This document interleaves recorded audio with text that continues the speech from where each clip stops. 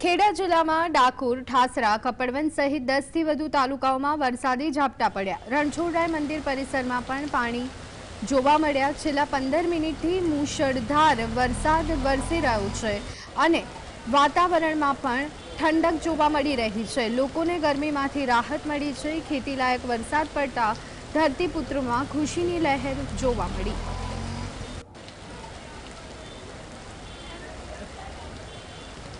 વડોદરા જિલ્લાના સાવલી તાલુકામાં વરસાદ વરસતા સમગ્ર પંથકમાં ઠંડક પ્રસરી। ખેતીલાયક વરસાદની શરૂઆત થતાં ધરતીપુત્રોમાં ખુશહાલી છવાઈ છે। સાવલી નગરના રસ્તા પર પાણી જ પાણી થયા છે, જ્યારે નીચાણવાળા વિસ્તારોમાં પાણી ભરાઈ ગયાનું દ્રશ્ય જોવા મળ્યું।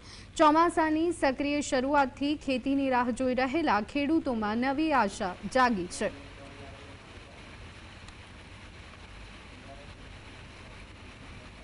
ભાવનગરના ભાલ પંથકના પાળિયાદ ગામમાં 3 દિવસ બાદ પણ કાળુભાર અને ઘેલો નદીના ભરાયેલા પાણી ઓસર્યા નથી। 2 દિવસ સુધી ગામ સંપર્ક વિહોણું થયું। આજે પણ પાણી વચ્ચેથી ટ્રેક્ટર અને બાઇક લઈ અને પસાર થતી જનતા તકલીફ ભોગવી રહી છે। ગઈકાલે સાંસદ અને કલેક્ટરે મુલાકાત લઈ અને આશ્વાસન આપ્યું, પરંતુ સ્થિતિ તેની તે જ છે।